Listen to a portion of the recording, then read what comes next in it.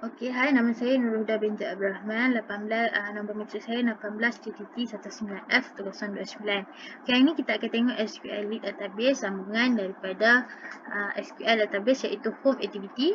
Yang mana kita akan tengok sekarang ni adalah Home SML je. Dalam Home SML kita akan gunakan linear layout, dan dalam linear layout akan ada banyak linear layout, dan kita menggunakan text view, text view, edit text dengan spinner.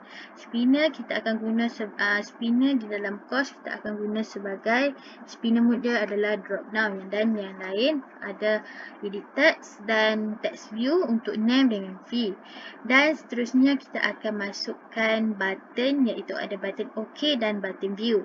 Seterusnya kita akan tengok kepada Java Home Activity.java, yang mana kita kena declare adalah edit text, button, spinner dengan string. Dan selepas tu kita akan find view by ID, yang mana kita akan ambil ID di dalam SML. Selepas tu kita BT2 set on click listener, yang mana bila kita tekan button untuk view, dia akan pergi dekat satu interface view.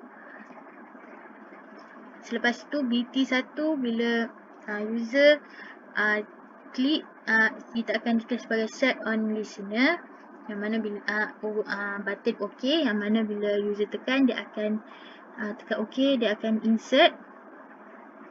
Dan dalam insert, lepas tu kita akan declare drop down, dan kita akan find ID dia dekat SML.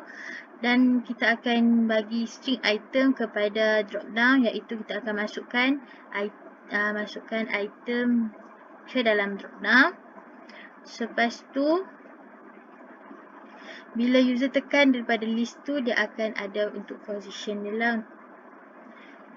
Selepas itu kita akan tengok kepada public void insert, yang mana bila user masukkan nama dan fee, dia akan create database, yang mana database bernama SQL DB, dan dia akan masukkan name, cost dengan fee.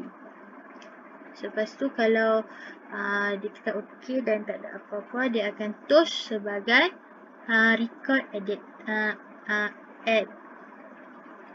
Kalau ada kesalahan ataupun exception, dia akan toast sebagai record fail. Okay, seterusnya kita akan tengok kelas untuk view.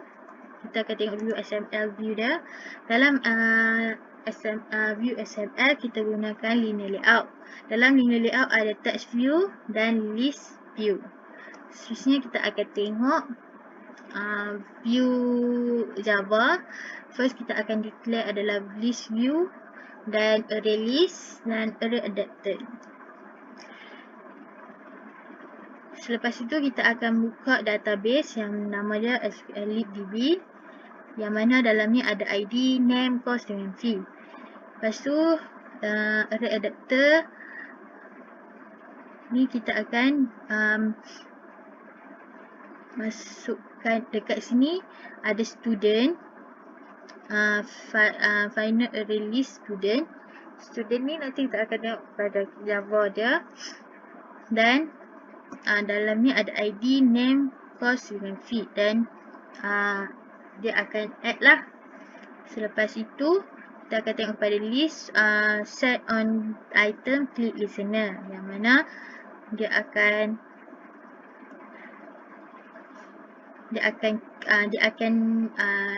keluar ataupun dia akan dalam list tu akan ada ID, name, cost dengan fee. Okey, selepas tu kita akan tengok kepada aktiviti, kita akan tengok student.java, yang mana dekat sini kita akan tulis, kita akan membuat public class student, ID, name, cost dengan fee. Selepas itu kita akan tengok kepada SML edit, yang mana dalam SML edit kita menggunakan linear layout, dan dalam linear layout akan ada linear layout, dan kita menggunakan text view, edit text kepada ID. ID kita akan enable sebagai false, sebab maksudnya user tak boleh tukar ID. Dan kita akan gunakan text view dan edit text kepada name, cost dan fee. Lepas tu kita akan ada button, yang mana button kita akan guna button sebagai button edit, button delete, button edit, button delete dan button back dan button home. Okay, seterusnya kita akan tengok kepada edit Java. Edit Java, first kita kena declare edit text dan button. Lepas tu kita akan buat find view by ID, yang mana kita akan cari ID di dalam XML. Seterusnya kita akan b2 kita akan set dia sebagai on click listener, yang mana dia akan delete, dia akan ada proses delete. Dan kita akan bt3 kita set on click listener juga, yang mana dia akan indent, b2 dia akan delete, b3 dia akan back kepada view class, dan bt4 dia akan pergi dekat home activity untuk user tambah record ni, dan untuk b1 dia akan edit, kita set on click listener sebagai edit. Kita tengok dia kepada delete dulu. Delete dia akan ada alert dialog, iaitu alert dialog yang mana title dia are you sure to delete record, dan message dia akan ada deleting will delete record permanently. Dan jika user menekan klik kepada yes, data yang di-delete akan delete, dan kalau user tekan no, dia akan bila user tekan yes, dia akan toast dan sebagai record delete. Kalau user tekan no, dia akan toast sebagai record have not been delete. Lepas tu kita akan tengok kepada edit yang mana user bila tekan delete edit, database dia akan buka dan create database baru, yang mana user akan masukkan nama, cost dan fee dengan ID. Selepas user masukkan dan tekan button edit, dia akan toast sebagai record updated, dan kalau ada exception dia akan ada record fail. Dah bila semua dah tak ada error, kita boleh run.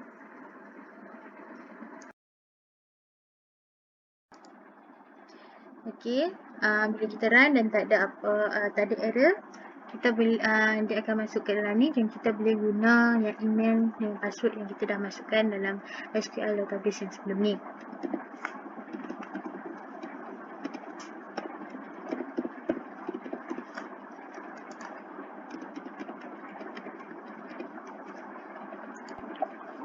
Okey, dia akan masuk dalam home activity. Kat sini kita boleh masukkan nama,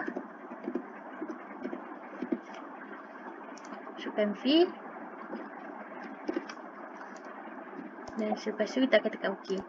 Record edit. Record edit. Lepas tu kita akan tekan button view.